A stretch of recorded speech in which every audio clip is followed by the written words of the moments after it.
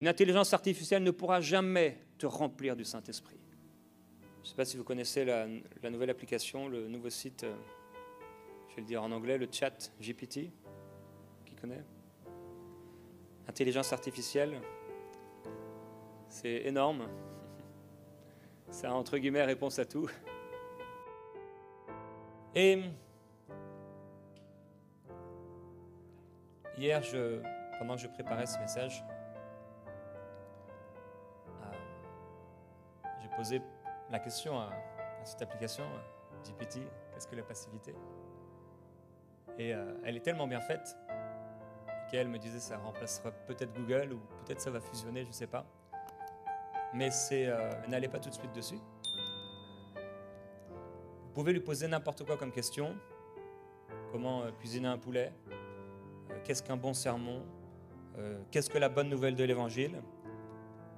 Et en fait, il te répond, mais tellement bien. Je vais poser la question. Qu'est-ce que la bonne nouvelle de l'Évangile? Là, il est en train de m'écrire. La bonne nouvelle de l'Évangile est un message de salut et de rédemption qui est au cœur de la foi chrétienne. Selon les enseignements chrétiens, la bonne nouvelle est que Dieu est un Dieu d'amour et de grâce qui offre le salut à travers Jésus-Christ, son Fils. Elle est en train d'écrire. Selon l'Évangile, Jésus est mort sur la croix pour les péchés de l'humanité, mais il est ressuscité des morts 3 jours plus tard, offrant la promesse de la vie éternelle à tous ceux qui croient en lui. Cette bonne nouvelle est une source de joie, de paix et d'espoir pour les chrétiens qui croient que leur vie a un sens et une direction en Jésus-Christ. La bonne nouvelle de l'Évangile est un appel à la repentance, à la foi et à la vie en Christ, ainsi qu'un message de compassion et de pardon pour tous ceux qui cherchent la vérité et la vie éternelle. Elle offre la certitude que Dieu nous aime et veut que nous ayons une relation avec lui, ainsi que l'espoir d'un avenir glorieux dans sa présence.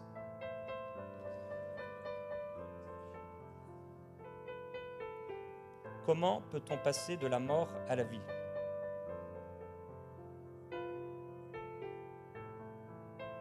Réfléchis. Du point de vue chrétien, passer de la mort à la vie signifie passer de la mort spirituelle causée par le péché à une vie éternelle en communion avec Dieu. Cette transformation est rendue possible par la grâce de Dieu et s'accomplit par la foi en Jésus-Christ. Selon les enseignements chrétiens, tous les êtres humains sont nés avec une nature pécheresse qui les sépare de Dieu. Cette séparation se manifeste par la mort spirituelle et la condamnation éternelle. Cependant, Dieu a offert un moyen de salut en envoyant son Fils Jésus-Christ pour mourir sur la croix et payer le prix de nos péchés. Par sa mort et sa résurrection, Jésus a vaincu le péché et la mort et a ouvert la voie à la vie éternelle pour tous ceux qui croient en lui. Pour passer de la mort à la vie, il est donc nécessaire de reconnaître notre condition de pécheur, de nous repentir de nos péchés, de croire en Jésus-Christ comme notre Sauveur et Seigneur et de recevoir la vie éternelle qu'il offre.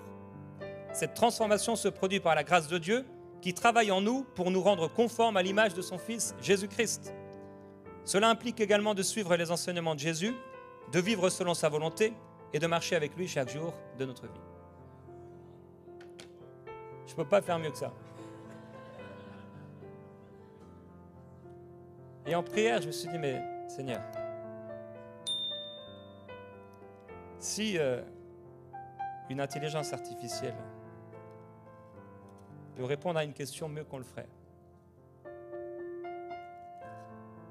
comme des fois la médecine a répondu aux problèmes des maladies et qu'il y a tout un tas de choses qui ont été mises en place, les mouvements sociaux, les organismes sociaux qui répondent aux besoins financiers des gens. Avant, ils criaient à Dieu. Maintenant, ils font appel et ils mettent leur confiance dans ces organismes. Avant, quand les gens étaient malades, ils criaient à Dieu, même les athées les plus profonds, parce qu'ils avaient besoin d'une intervention divine. Et demain, ceux qui allaient vers vous pour vous poser des questions sur Dieu, sur votre foi, ils iront là-dessus. Il y a une chose que l'intelligence artificielle ne pourra jamais faire. C'est te donner la direction divine pour ta vie. Une intelligence artificielle ne pourra jamais te remplir du Saint-Esprit. Elle ne pourra jamais te faire marcher dans l'autorité en Christ.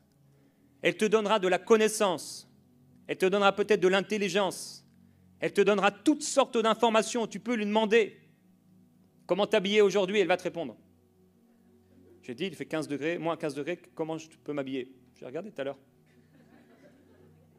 J'étais déjà habillé. Bon. Elle m'a dit, hier soir, j'ai regardé comment cuire un poulet. Je n'aime pas cuisiner, mais je voulais juste voir si elle avait cette réponse. Elle m'a répondu, tellement de connaissances, c'est incroyable.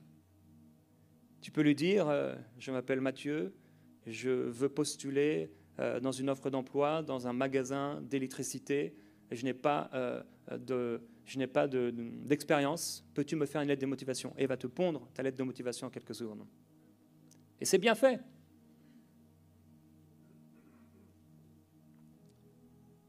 Mais ce qu'elle ne pourra jamais faire, c'est te remplir du Saint-Esprit. Ça veut dire que je pourrais aujourd'hui, quelqu'un pourrait vous enseigner un message. On peut lui demander, donne-moi une prédication sur l'amour. Et elle va pas prendre une prédication qui existe. Elle te crée une nouvelle prédication, comme on l'a fait là. Très bien faite. Mais si je n'ai pas l'amour, dit Dieu, je suis une cymbale qui retentit. Et si on n'a pas l'onction, nos paroles sont vides et creuses. Elles vont remplir la tête des gens. Elles vont remplir ta propre tête. Mais il n'y aura pas d'expérience avec Dieu. Frères et sœurs, où est cette puissance dans nos vies? Il faut que cette puissance agisse. Puisqu'on a vu, l'intelligence artificielle peut mieux prêcher que nous. Elle a la réponse entre guillemets à tout. Il y a des réponses qu'elle n'a pas, que seul Dieu peut donner. Et elle a une puissance qu'elle n'a pas, que seul le Saint-Esprit peut donner. Elle a des guérisons qu'aucune intelligence, aucun homme ne peut te donner, que seul se trouve dans le cœur de Dieu. Auprès du trône de Dieu, la gloire de Dieu veut éclater dans ta vie. La puissance du Seigneur veut se manifester dans ta vie, afin que tu sois heureux, réjoui, que tu vives et que tu goûtes combien Dieu est bon. Il faut que l'Église goûte, il faut qu'on mange Christ, il faut qu'on l'expérimente, il faut qu'on le vive. Il doit se passer quelque chose dans ta vie.